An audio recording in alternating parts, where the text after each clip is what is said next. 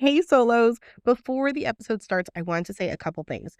Number one, I was wrong about something last episode and I wanted to correct it. Nobody corrected me.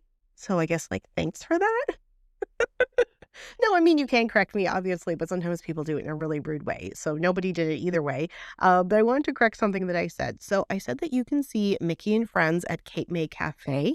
Last episode, if you remember, was all about where to meet Mickey. And I was actually wrong about that. So you can meet Minnie and Daisy and Donald and Goofy. But Mickey, the main man, is not there for breakfast. It is totally worth it to go. It was a great buffet, like I said before, but you can't meet Mickey there. You can meet Minnie, you can meet Daisy, Donald, and Goofy, but I was wrong about meeting Mickey, so there you go.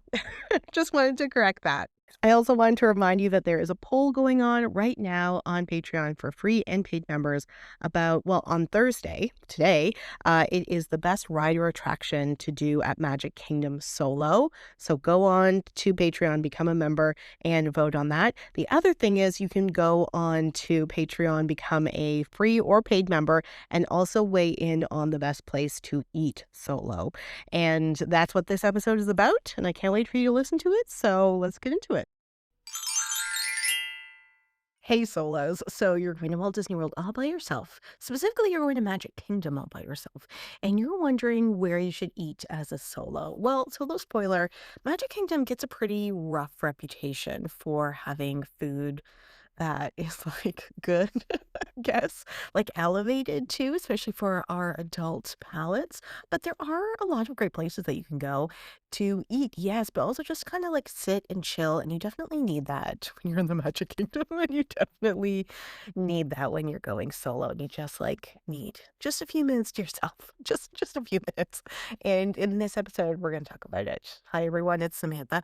Olaf may not know who Samantha is, but now you do, and welcome to Disney Solo Magic, the #1 podcast for solo travel to Disney World. So in this episode, I'm going to talk about all the quick service and table service restaurants at Magic Kingdom, tell you some pros and cons about them, to eat at them solo, and some kind of solo tips based on my experience with them. Now, I just want to be really clear, because when I was thinking about this episode, I was thinking the things that I like from a restaurant might be different than what you like from a restaurant. And of course, that is true. Of course, solos. So I'm definitely talking about it from my own perspective, but hopefully I'm giving you enough context around it that you can kind of decide whether or not the information that I'm telling you, the things that I like in a restaurant, you will determine whether or not you agree with it or not, right? I really like, bright restaurants, for example, where I can see outside. And if you're oh no, I like a big cavern. And then when I'm oh, this is a great restaurant because it's nice and bright, you can be okay, noted. It is a restaurant that is nice and bright. And maybe that's not what I want. So I'm going to provide you with some of that context. Also, I know that some people have a difficult time eating alone. And number one, you shouldn't.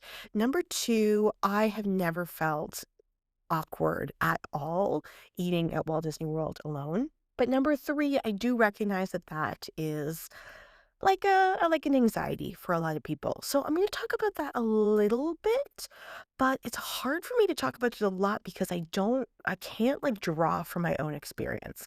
Although, like, the times where I have felt awkward eating alone, in the big world, is when I'm in a big food court. I'm thinking about when I was doing care work for a family member. And so I wasn't working traditionally. And sometimes we had to go to the business district. This was before COVID.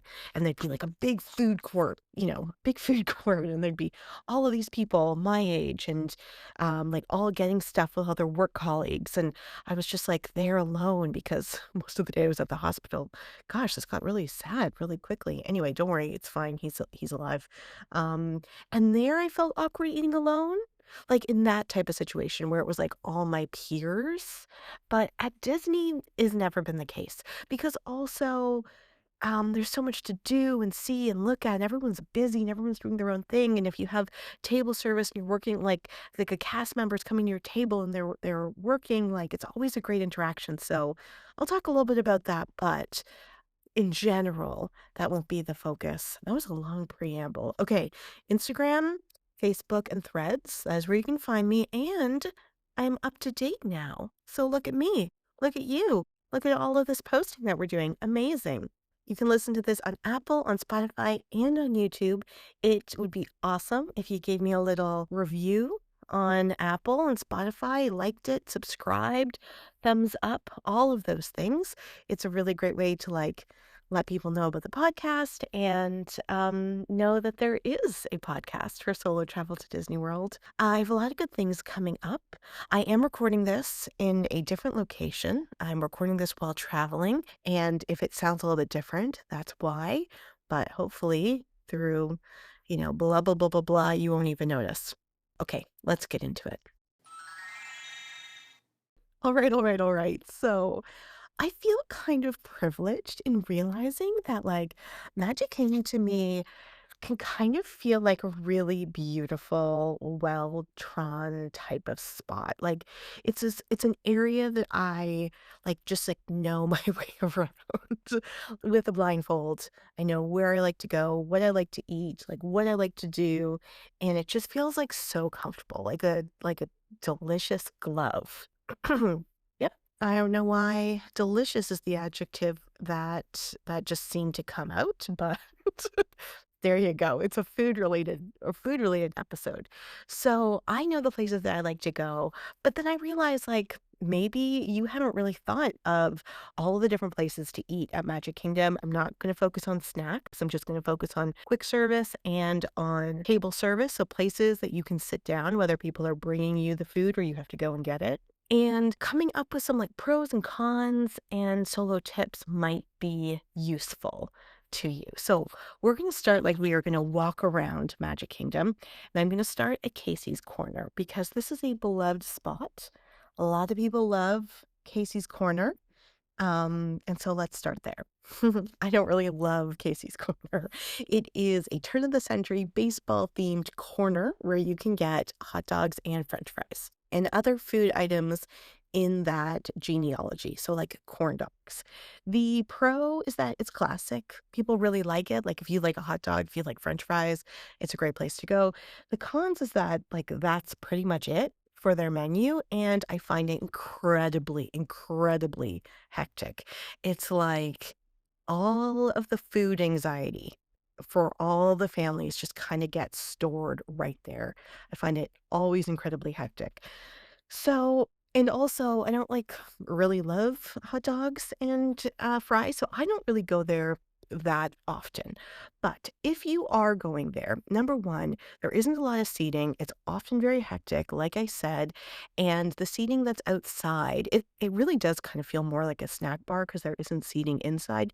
But the seating that's outside, especially later in the evening, people will perch on those tables until the fireworks. And so it's really you're not going to have a relaxing meal there, but there is stand up tables that are outside. And every time I have eaten here, that's basically where I have gone to eat. And it's perfect for a solo. You stand up, you're just leaning, you're shoving some food in your face, and then you're off, right? So if you are a solo that really wants to go to Casey's Corner, keep an eye on those standing tables.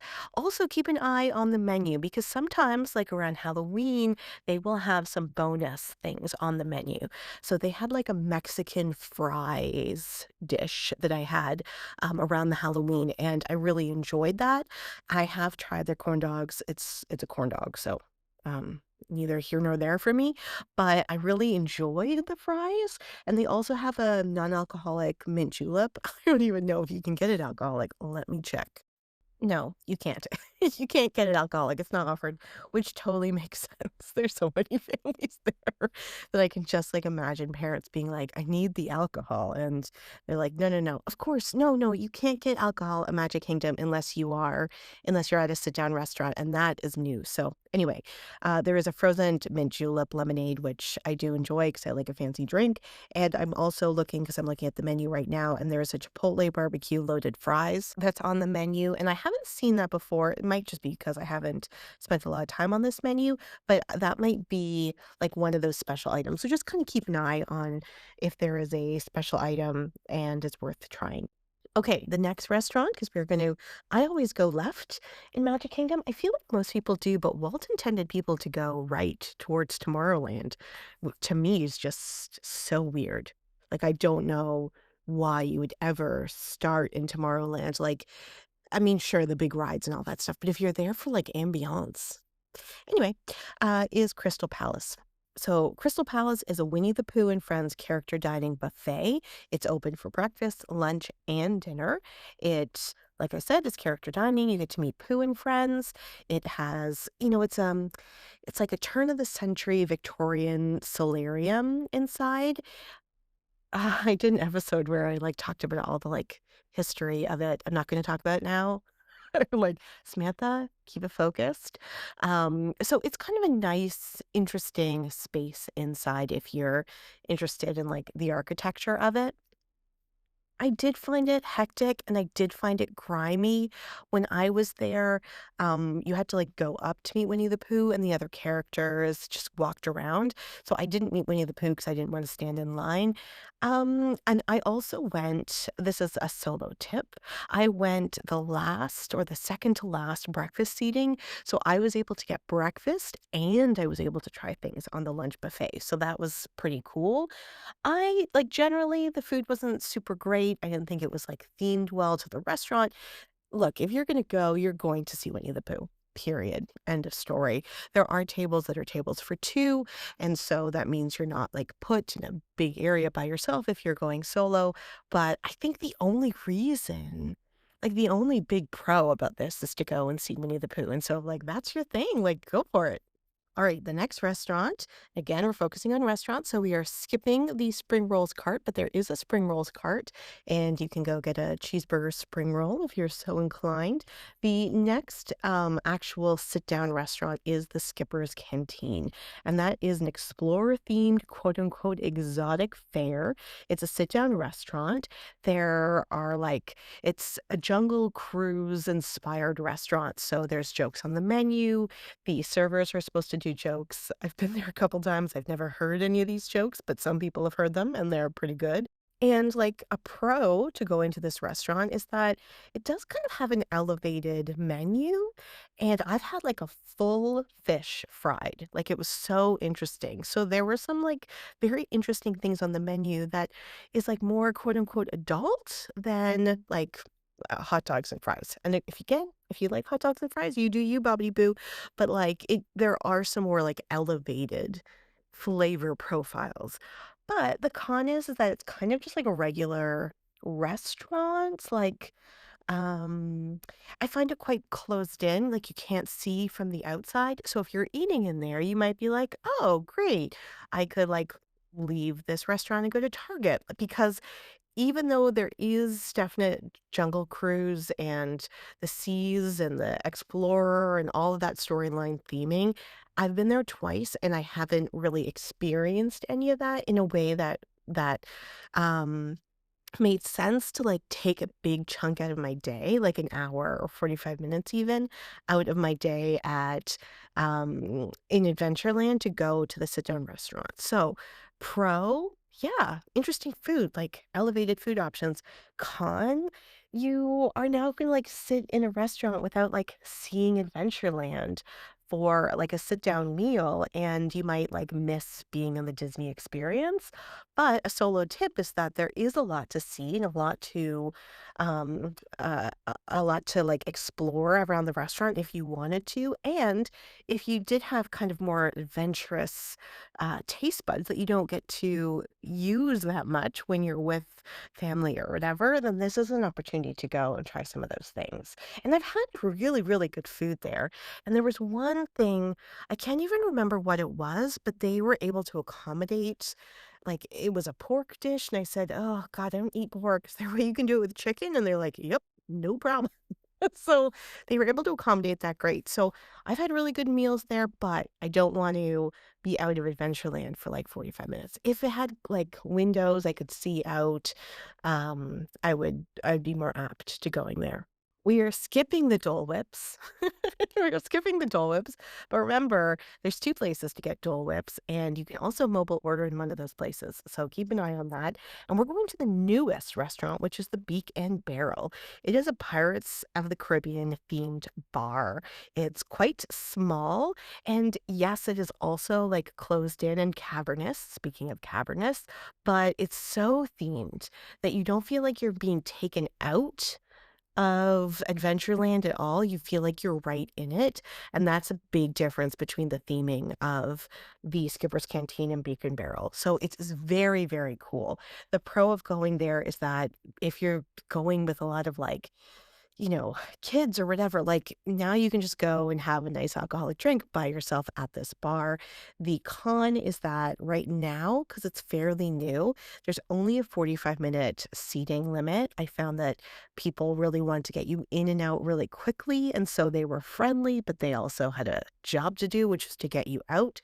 There's not a lot of food options, but this like chicken, corn, griddle thing that I got was delicious, one of the best things that I've eaten there, and there was also, like, a dish that was just, like, different types of chips. Don't bother getting that. It wasn't, like, literally, like, usually I don't wanna say, "Don't get that," but that's nothing. It wasn't bad. It was, like, literally nothing, so don't bother getting it. The solo tip for this restaurant is that you can actually make a reservation for one when you are booking. Like a lot of times I'll say make a reservation for two and then just change it to one because it's the same table. But at Beacon Barrel, they actually have seats for one, and it's a lot easier to get a seat for one sometimes. And I was able to like sit beside another solo because there was some bar seating, and it was great to be able to chat with her. So take advantage of that. All right, let's move over to Pecos Bill. So Pecos Bill is Mexican Tex-Mex quick service. You can get some burgers there and stuff as well. There's like tacos, it's basic, there's no surprises.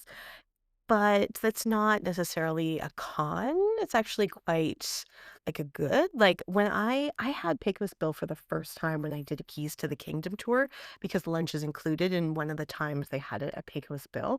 And I was like, oh, this is pretty good. So definitely like don't I mean, I would go here over Casey's Corner any day, but I also just like tacos more than hot dogs. So there you go. A con, though, to this restaurant is that I don't personally love the seating. There is a lot of seating. It's inside, there's some seating outside, but it's kind of the first quick service since Casey's Corner. So it's really busy. It's really busy with families. They're hungry, they're strollers, and like that's all good for them. That's super good for them. There's also some interesting artifacts and storytelling things inside. But as a solo, it does make me feel a little bit like cafeteria seating. So here's a solo tip. If you take your food, of course, you can take your food wherever you want, right? It's not a standalone restaurant. Like you're in the Magic Kingdom, it's everything is one, essentially. If you take your food and you walk, like, backwards towards Pirates of the Caribbean, you will find more seating. You'll find more seating outside, and you will find like where the building is, and you'll find more seating kind of like across the street. And that's because there was another quick service restaurant, I can't think of the name right now, that was basically attached to Pecosville. And so they shared this kind of like middle ground seating. And it had the same menu pretty much. So they closed one and they just kept Pecosville. But all of that other seating is outside and it's often empty. And that is where I've gone to, like, go and really consolidate energy, be in the shade, but still outside and enjoy my meals. So that is a good solo tip to go and look for that other seating. The other solo tip is that I know a lot of people will go to Pecos Bill and they'll just get a kid's meal with, like, 1 taco. You can do this mobile order or you can do it in person, but, like, 1 taco? It's a great idea. That gets you through another hour or something. So, of course, you can order kids' meals anywhere, but I know a lot of people talk about ordering kids' meals at Pecos Bill. So there you go. All right, the next restaurant we are going to, it's actually 2 restaurants, but it's 1 restaurant, and that is the Diamond Horseshoe and Liberty Tree Tavern. Now, they are 2 separate restaurants, kind of. And when I was looking up stuff for this episode, Diamond Horseshoe had a 40-minute wait, and Liberty Tree Tavern had a 10-minute wait. I don't know why. They share a kitchen. They have the exact same menu. So it really doesn't matter which one you go to. It is either Old Wild West themed or Colonial American themed, family style, basically Thanksgiving dinner, turkey, um, I was gonna say sausage. No, that's not true. Pork, stuffing, salad, mac and cheese for you Americans. I mean, I love mac and cheese and too. It's just not a thing on our Thanksgiving dinners here in Canada or our Thanksgiving tables here in Canada. Now, it's family style, and I've talked about the fact that family style is often really wasteful for a solo because as opposed to a buffet where you can get up and get however much of stuff you want, family style, they just put a big platter in front of you and then they'll keep filling it up, but that's a lot of food. But, and I thank Matt Richardson for this all the time, the family style meal that they serve for you here is actually a plate. They just put a plate of Thanksgiving food in front of you. And then when you're done the turkey, you can be like, I'd like more turkey. Or when you're done the mac and cheese, you can be like, I'd like more mac and cheese.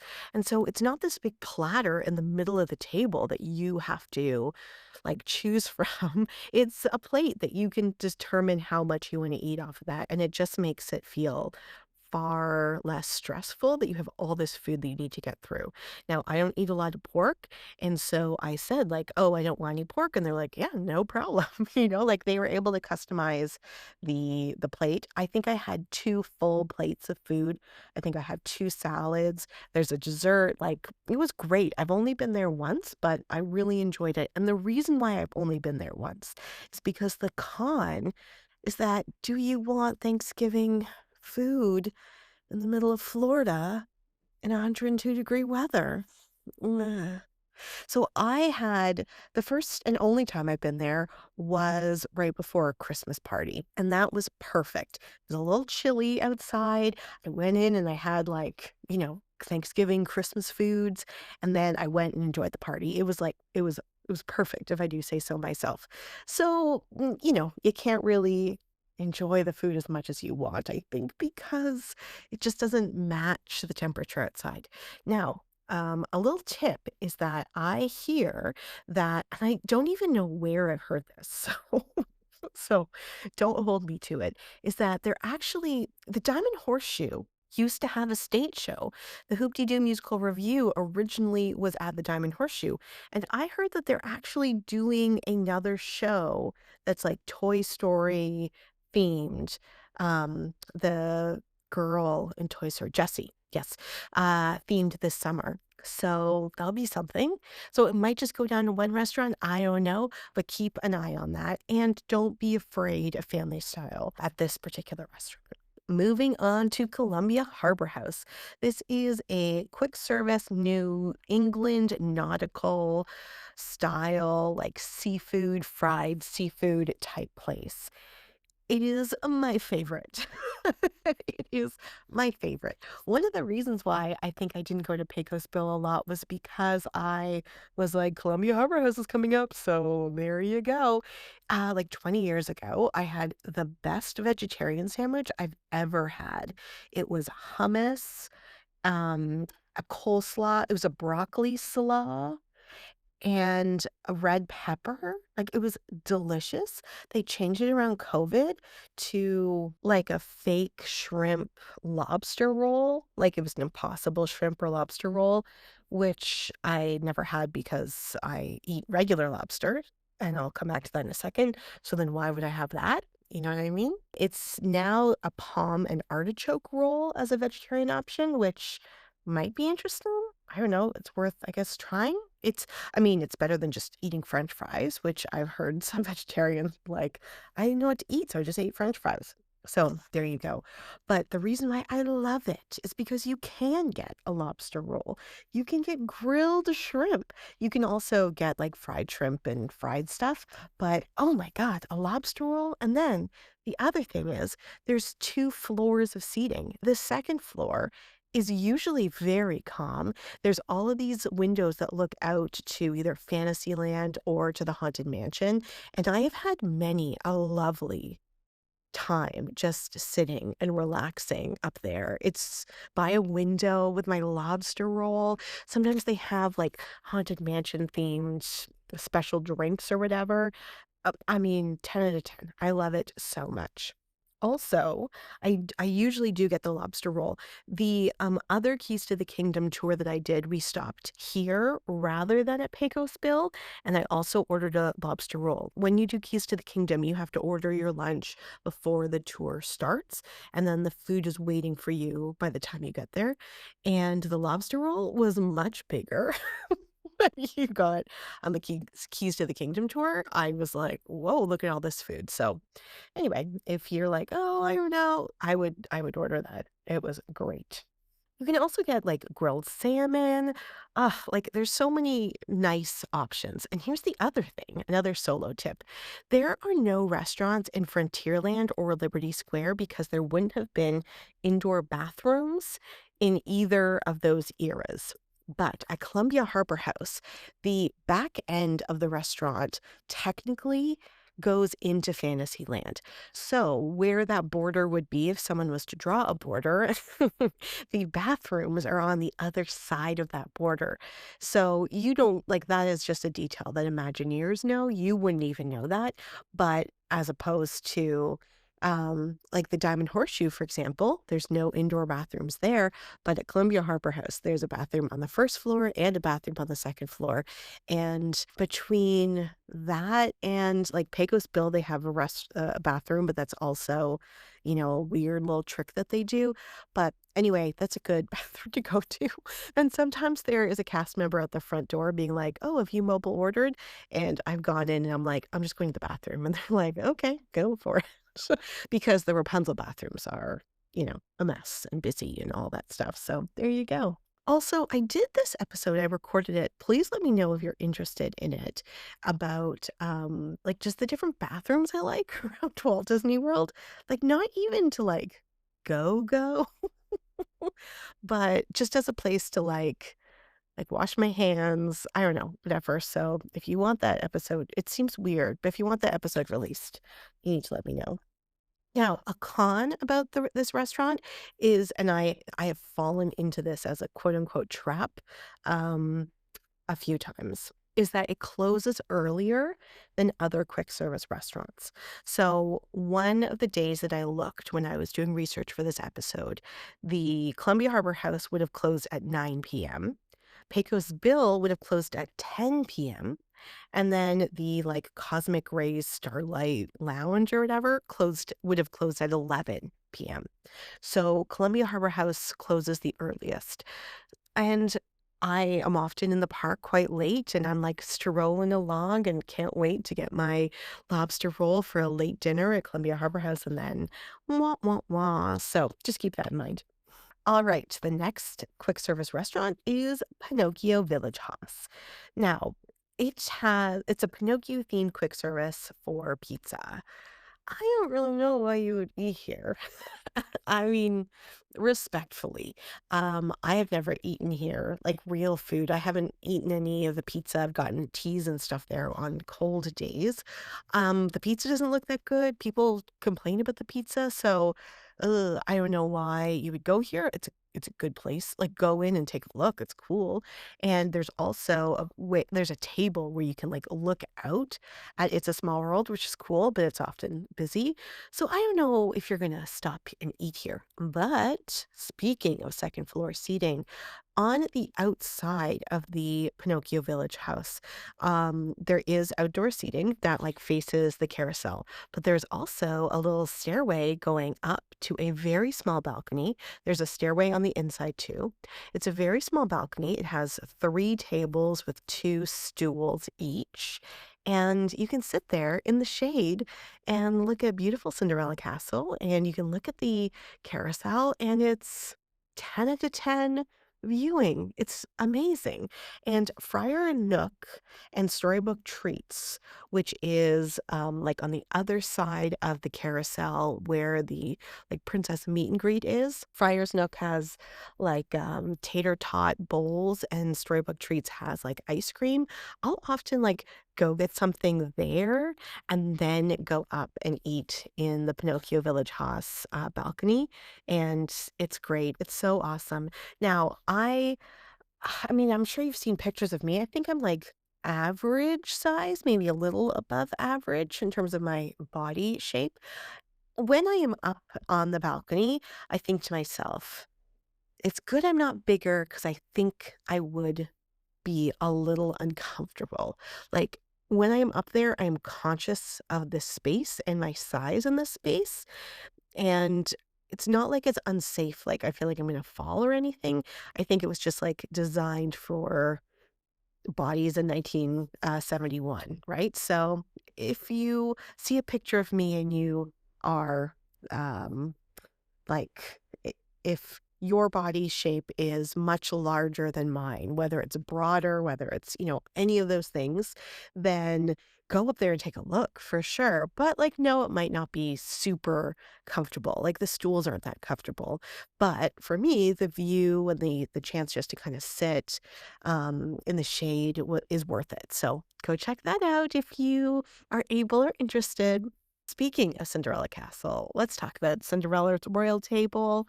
I have eaten here for a few meals. I've had breakfast here, I've had dinner here, I've been with a partner once, I was with my mother, and I've eaten here solo, and I've always really enjoyed it. Yes, it's expensive, but I've had really good experiences with the princesses. I've had really good meals here.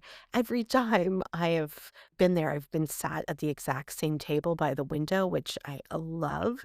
And I can see how people would find it hectic, but I always usually go like at the end of a meal. And so therefore people kind of clear out.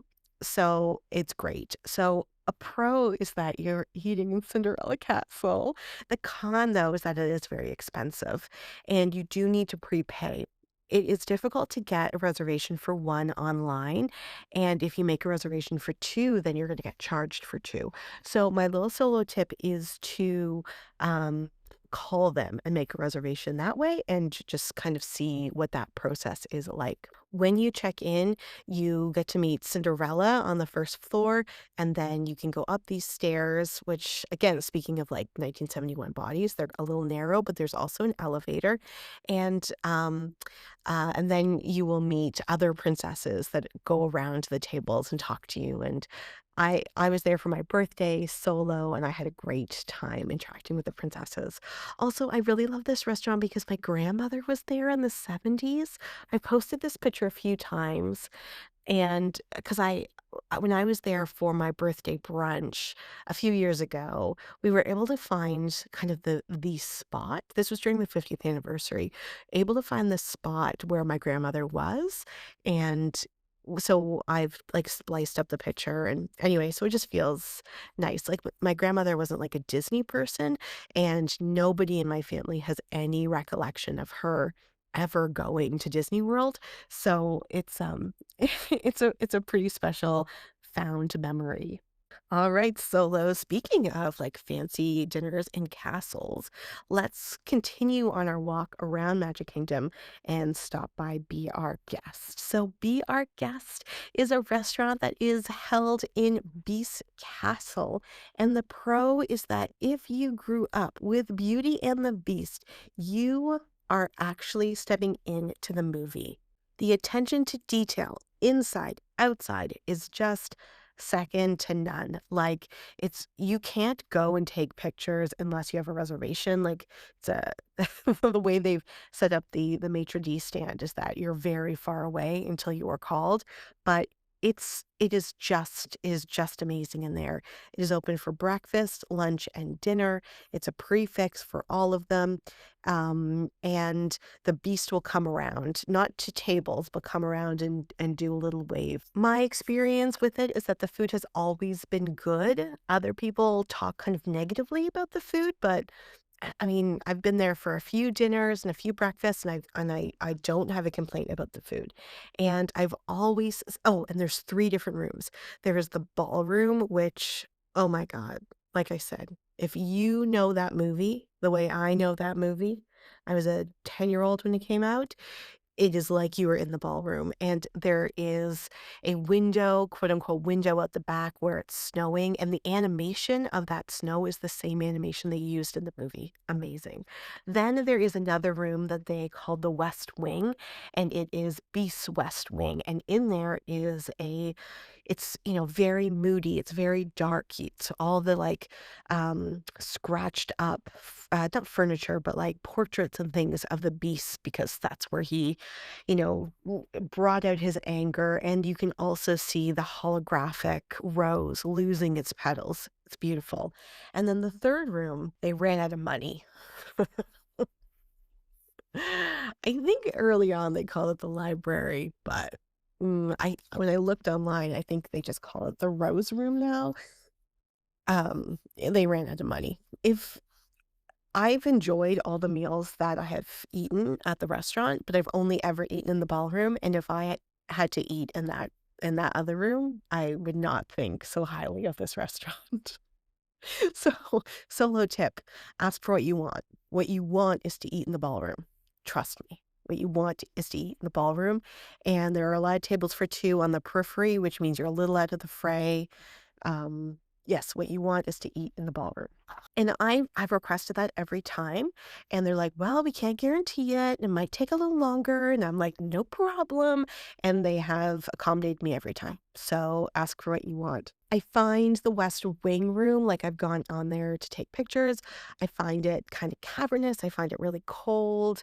It might be cool if I was there with other people and we could experience it all together, but I think I would have just felt, like, dark and alone.